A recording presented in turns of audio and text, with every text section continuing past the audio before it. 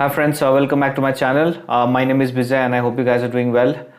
तो सबसे पहले again thank you so much for watching my videos, for liking them and अगर आप लोगों में से किसी ने मेरे चैनल को सब्सक्राइब नहीं किया है then do consider subscribing my channel as well. And क्योंकि मैंने काफ़ी सारे वीडियोस बना रखे हैं with respect to process, with respect to tech news and everything, तो आप लोग जाके मेरे प्ले लिस्ट को जाके you guys can explore and I am hopeful के इन्फॉर्मेटिव लगेगा आप लोगों को मेरे वीडियोस जितने भी मैंने डाले हैं। ठीक है, तो आज के वीडियो में मैं बात करने वाला हूँ entire resignation process in TCS, because मुझे लगा कि आप लोगों का इंक्रीमेंट लेटर भी आ चुका है फॉर दिस ईयर एंड आप लोगों में से काफ़ी सारे लोगों ने सोच रखा होगा that this is the right time to resign, right? क्योंकि और आइडियली होता भी है, जब भी आपका इंक्रीमेंट लेटर आ जाता है उसके बाद this is the right time to resign.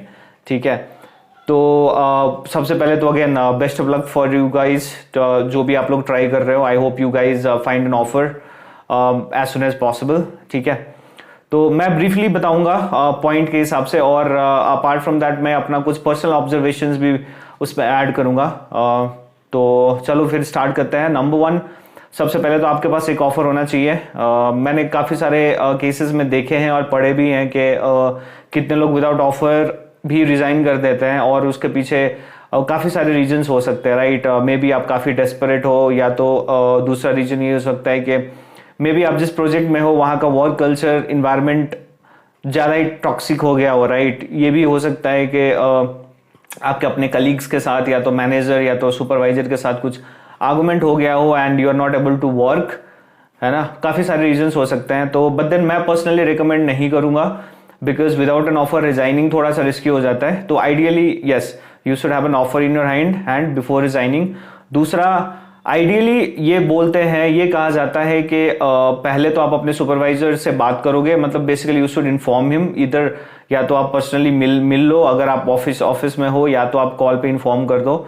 ठीक है, और उसके बाद आप रेजिग्नेशन ईमेल डालो। ठीक है, लेकिन मैं पर्सनली इसके अगेंस्ट हूँ बिकॉज कई केसेस में क्या होता है, अगर आप कॉल करोगे अपने सुपरवाइजर को और बताओगे कि यार मैं रिजाइन कर रहा हूँ, तो आपके सुपरवाइजर ना आपके कुछ एक दो दिन खराब कर सकते हैं। कैसे कर सकते हैं तो मैं बताता हूँ। कितने केसेस में वो क्या बोलेंगे कि यार पहले डिस्कस कर लेते हैं, है ना? Let's set up a meeting, discuss कर लेते हैं क्या है रीजन, क्यों, what we can offer you, right? पहले डिस्कस कर लेते हैं एंड देन अगर नहीं बना देन यू रिजाइन। और हो सकता है इस डिस्कशन में आपके एक दो दिन खराब हो जाए। ठीक है, तो आइडियली तो मेरे हिसाब से ये बिल्कुल भी नहीं करना चाहिए। आप फटाक से एक रेजिग्नेशन ईमेल डालो।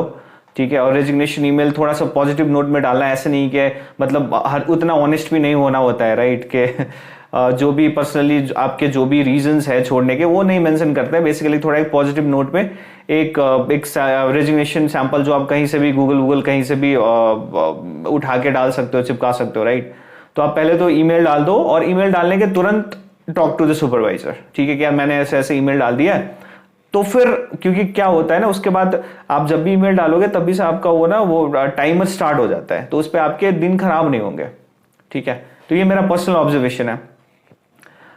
थर्ड इज, चलो आपने ईमेल डाल दी, उसके बाद ईमेल आप अपने सुपरवाइजर को डालोगे और उसके बाद आपका सुपरवाइजर वो ईमेल आपके प्रोजेक्ट एचआर को फॉरवर्ड करेगा और फिर वहां से आपका एक एक्सेप्टेंस, रेजिग्नेशन एक्सेप्टेंस ईमेल आएगा। तो मैं आपको बता दूं, ये रेजिग्नेशन एक्सेप्टेंस ईमेल बहुत इंपॉर्टेंट होता है बिकॉज आप जब भी किसी कंपनी अगले कंपनी में ट्राई करोगे, राइट? या तो आपके पास जब भी किसी कंपनी का एक ऑफर है तो आपसे काफी सारे डॉक्यूमेंट्स मांगे जाते हैं, राइट? उसमें आपके मतलब पे स्लिप्स हो गए, राइट, ऑफर लेटर्स वगैरह हो गया, और उसके साथ आपके करंट मतलब आप अगर टीसीएस में अभी जॉब कर रहे हो तो आपसे ये भी मांगा जाएगा कि आप आपने जो रिजाइन करी है उसका स्क्रीनशॉट दे दो। ठीक है, तो ये ईमेल बहुत इंपॉर्टेंट है।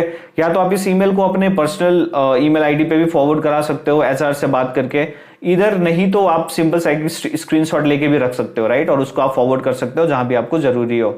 ठीक है, तो चलो एक्सेप्टेंस भी हो गया। उसके बाद अब क्या होता है कि या ये एक्सेप्टेंस तक ज्यादा टाइम नहीं लगेगा, आपको हार्डली एक दो दिन लगेगा। ठीक है, तो हो सकता है कि आपका जो डिस्कशन होगा ना, मतलब कि आप क्यों छोड़ रहे हो, नहीं छोड़ रहे हो, ये एक्सेप्टेंस के बाद भी हो सकता है डिस्कशन और उससे पहले भी हो सकता है डिस्कशन, ये डिपेंड करता है ना? तो बेसिकली आपसे सबसे पहले तो आपका सुपरवाइजर आपसे कनेक्ट करेगा, उसके बाद वहाँ पे अगर बात नहीं बनी तो आपका प्रोजेक्ट लीड, आपका ग्रुप लीड कनेक्ट करेगा आपसे, है ना।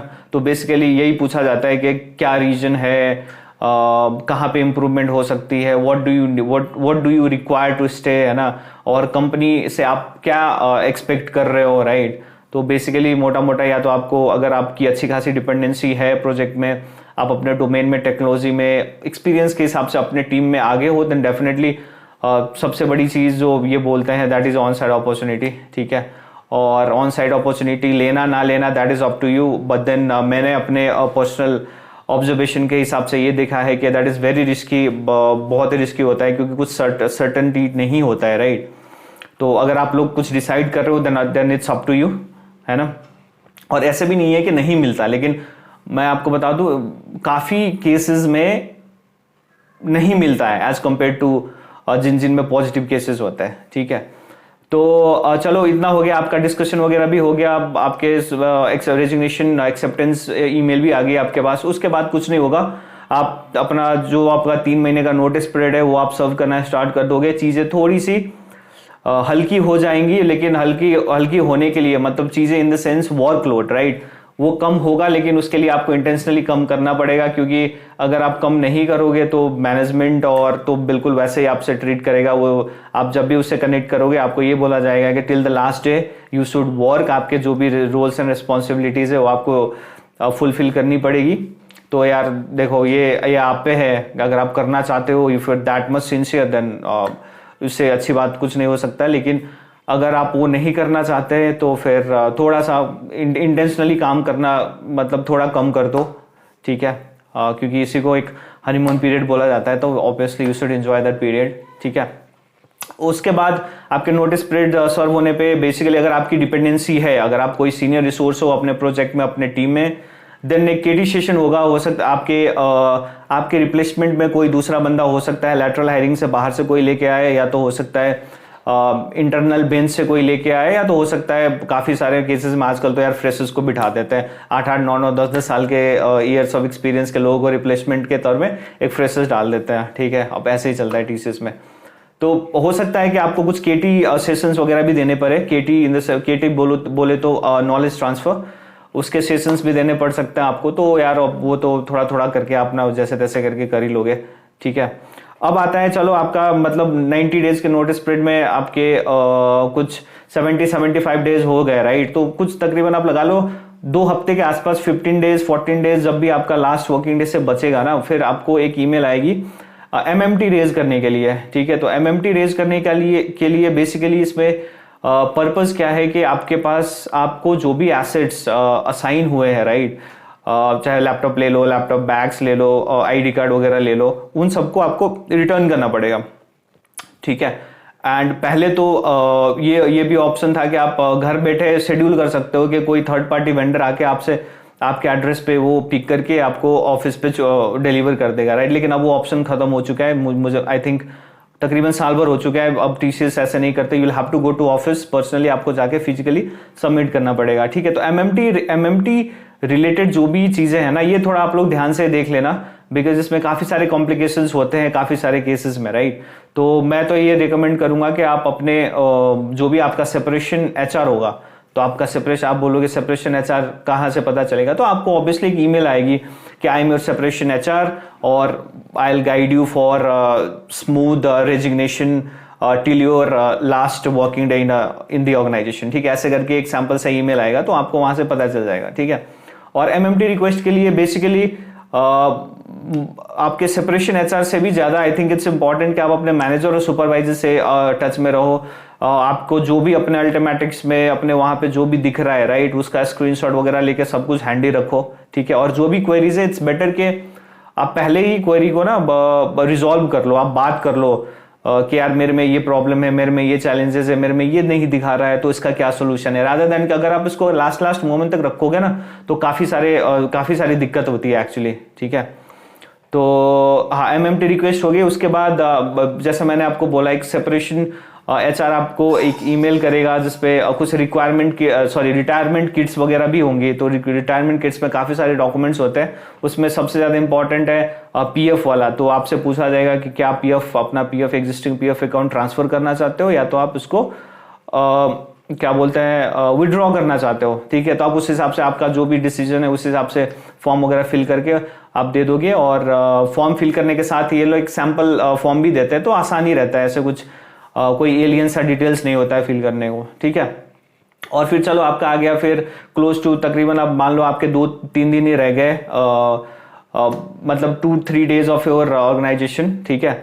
तो फिर अब आइडियली क्या होता है कि ये बोला जाता है कि आप अपने लास्ट वर्किंग डे पे आपके जो एसेट्स है वो फिजिकली जाके ऑफिस में, नियरेस्ट ऑफिस में आप ये सबमिट कर दो, ठीक है। लेकिन मैं पर्सनली ये रिकमेंड नहीं करता, मैं हमेशा बोलता हूँ और मैंने खुद भी यही करा है कि आप लास्ट डे तक वेट मत करो, एटलीस्ट आप एक दिन पहले जाके सबमिट कर दो, क्योंकि कुछ आप कर सकते हो। मैंने अब पर्सनली एचआर से बात भी करी थी, राइट, और एचआर ने मेरे को ये बोला था कि हाँ आप कर सकते हो, अगर आपका प्रोजेक्ट पे इतना डिपेंडेंसी नहीं है और अगर आपके सुपरवाइजर को कोई इश्यू नहीं है तो आप कर सकते हो। तो मैंने ऑन द सेफर साइड क्या करा कि मैंने एक ईमेल डाल दिया अपने सुपरवाइजर को और मैं उनको बोल दिया कि सर ऐसे ऐसे एक ईमेल डालिए, इसको अप्रूव कर दो, मैं एक दिन पहले सबमिट कर रहा हूँ, ठीक है। तो उसको कोई इश्यू नहीं होगा, क्योंकि एक दिन आप ज्यादा काम ही कर लोगे तो क्या ही होगा, और बेसिकली काम तो आप करोगे नहीं, एक दिन आप और सिस्टम में रह ही जाओगे तो क्या ही फर्क पड़ता है, राइट। तो बेसिकली यही है। तो मैं तो, क्योंकि हो सकता है कि लास्ट डे पे हो सकता है जो रेलिवेंट पर्सन हो सकता है वो अवेलेबल ना हो, मतलब काफी सारी चीजें होती है, राइट। तो मैं तो यही रिकमेंड करूंगा कि आप एक दिन पहले भी जाके सबमिट कर दो, ताकि लास्ट डे आपका कुछ भी झंझट ना हो, आपके एंड में कुछ भी पेंडिंग ना हो, ठीक है। और फाइनल डे पे आपको एक इनिशियल लेटर रिलीज होता है, relieving letter, initial relieving letter एक रिलीज होगा, और टीसीएस ये बोलती है कि within 24 I mean like within the end of the day of your last working day ये रिलीज हो जाएगा, ठीक है। लेकिन काफी केसेस में और मेरे केसेस में भी ये हुआ नहीं था, ठीक है। तो सबसे इंपॉर्टेंट चीज आपका जो भी कम्युनिकेशन चल रहा होगा ना आपके सेपरेशन एचआर से, सेपरेशन एचआर का जो मैनेजर है जो भी है, उन सबको आप सीसी में डाल के जो ईमेल करोगे ना, उसको ना एक आपने अपने पर्सनल ईमेल पे डाल लो, ठीक है। सबसे इंपॉर्टेंट, या तो उसका स्क्रीनशॉट ले लो कि ताकि आपको वो सारे ईमेल एड्रेसेस पता हो, ठीक है। क्योंकि आपका लास्ट वर्किंग डे है आज, अगर आपका लेटर नहीं आया तो नेक्स्ट डे आपका ऑटोमेटिकली सारे एक्सेसेस और ईमेल एक्सेसेस अल्टीमेटिक सब कुछ डिजेबल हो जाएगा, तो उस पर प्रॉब्लम आ सकती है, ठीक है। तो अगर आपने वो डिटेल्स पहले ही हैंडी रख ली है तो फिर तो आप अपने पर्सनल ईमेल से भी मेल ड्राफ्ट करके आप फॉलोअप ले सकते हो, ठीक है। तो मेरे केस में उस दिन तो नहीं आया था, और मेरे एक और भी क्लोज फ्रेंड के केस में भी सेम डे नहीं आया था, तो हमें नेक्स्ट डे फॉलोअप करना पड़ा, और नेक्स्ट डे बाय इवनिंग वो इनिशियल रिलीविंग लेटर आ चुका था, ठीक है।